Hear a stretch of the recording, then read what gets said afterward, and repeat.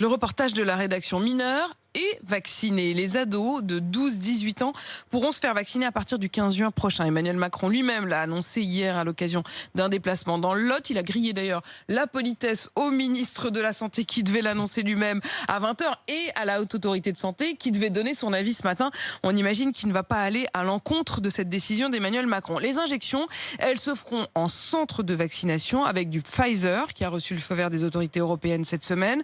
En revanche, les 12-18 ans devront avoir une autorisation de leurs parents et les parents, justement, ils se posent beaucoup de questions. C'est le reportage de la rédaction signé ce matin Mao Bécagranier.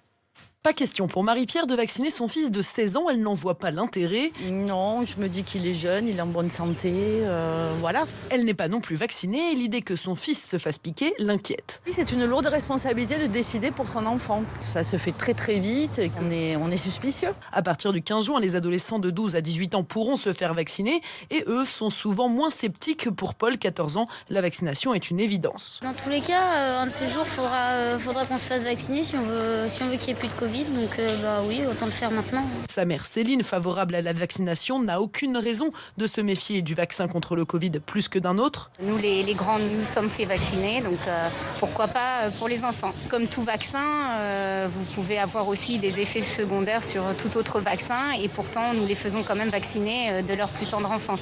Et pour d'autres, il en va de la responsabilité collective. Vacciner ses enfants, c'est une nécessité pour Gaëtane, la mère de Zoé, 15 ans. Et puis je trouve que tout le monde doit mettre sa petite pierre à l'édifice.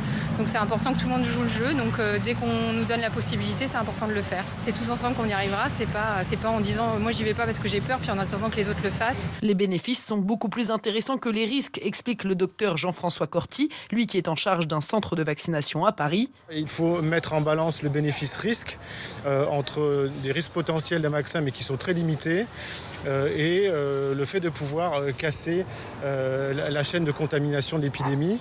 Il est intéressant d'avoir une immunité collective et une immunité vaccinale qui soit au moins de 80%, voire plus. D'où l'intérêt de vacciner ces populations assez rapidement lorsque l'on aura les doses et lorsqu'on aura fini de vacciner ceux qui sont plus prioritaires. S'ils trouvent un créneau libre à partir du 15 juin, les parents peuvent dès maintenant prendre rendez-vous pour la vaccination de leur enfant.